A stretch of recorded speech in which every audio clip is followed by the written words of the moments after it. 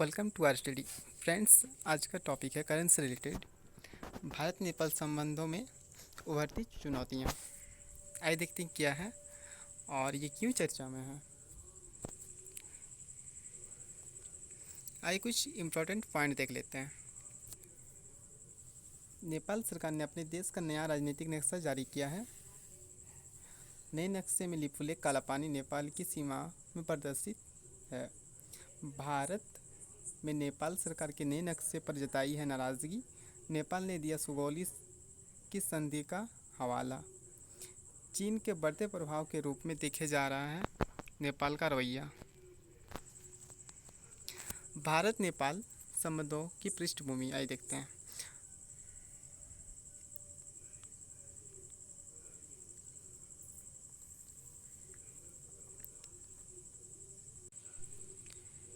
भौगोलिक, सांस्कृतिक एवं आर्थिक संबंधों के चलते भारत नेपाल संबंधों में प्रगाढ़ता। भारत नेपाल की खुली सीमा दोनों देशों के बीच संबंधों को विशेषता है। दोनों देशों के नागरिकों के बीच आजीविका के साथ साथ विवाहित और पारिवारिक संबंध भी अच्छे हैं। भारत नेपाल के मध्य हिंदू धर्म, बौद्ध धर्म के संदर्भ में साझा विरासत है। भारत नेपाल के सहयोग क्षेत्र आइए देखते हैं।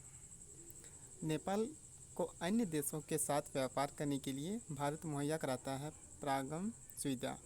नेपाल में विनिर्माण, बिजली, पर्यटन और सेवा क्षेत्र के लिए भारतीय कंपनियों की मौजूदगी है। नेपाल में बुनियादी ढांचे के निर्माण के लिए वित्तीय सहायता भी मुहैया कराया जाता है भारत द्वारा द्विपक्षीय रक्षा सहयोग के तहत उपकरण और प्रशिक्षण के जरिए नेपाल की सेना का आधुनिकीकरण, आपदा की स्थिति में तकनीकी और मानवीय सहायता मुहैया कराना। भारत नेपाल ने अपने नागरिकों के बीच संपर्क बढ़ाने के आर्थिक विकास को बढ़ावा देने के लिए कई कनेक्टिविटी कार्यक्रम भी शुरू किए हैं। आइए देखते हैं दोनों देशों के बीच सीमा विवाद।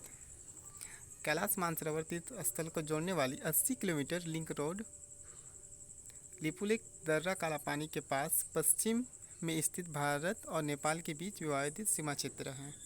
कालापानी को अपने अपने देश का अभिन्न हिस्सा मानते हैं दोनों देश।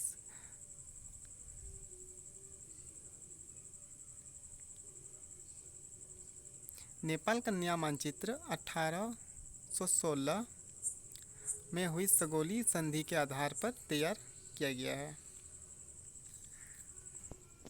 पश्चिम चंपारण जिले के पास स्थित सुस्ता क्षेत्र भी नेपाल के लिए मानचित्र में है। काली नदी और उसकी सहायक नदियों के उद्गम स्थल की विभिन्न अवस्थाओं के कारण सीमा विवाद हुआ है। भारत नेपाल के बीच आइए देखते हैं तनाव के मुद्दे।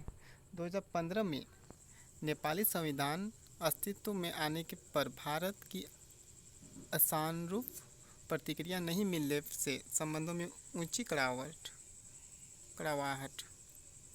भारतीय प्रतिनिधि दोबारा नेपाल के राजनीतिक फेरबदल को प्रभावित करने के लिए मानव अधिकार परिषद के मंच का इस्तेमाल। नेपाल सरकार का आरोप है कि मध्यस्थता के समर्थन में भारत सरकार ने नेपाल की आर्थिक घेराबंदी की है। आइए देखते हैं नेपाल पर चीन का प्रभाव।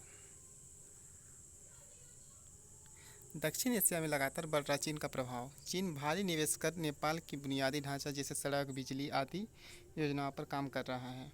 नेपाल चीन के बीच कई अहम समझौते भी संपन्न हुई है। हाल ही में नेपाल को कई चीनी बंदरगाहों का उपयोग करने की मिली इजाज़त है।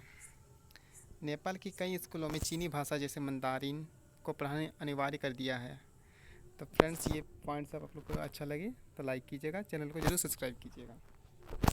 ऐसे करंट से रिलेटेड वीडियो आते रहते हैं।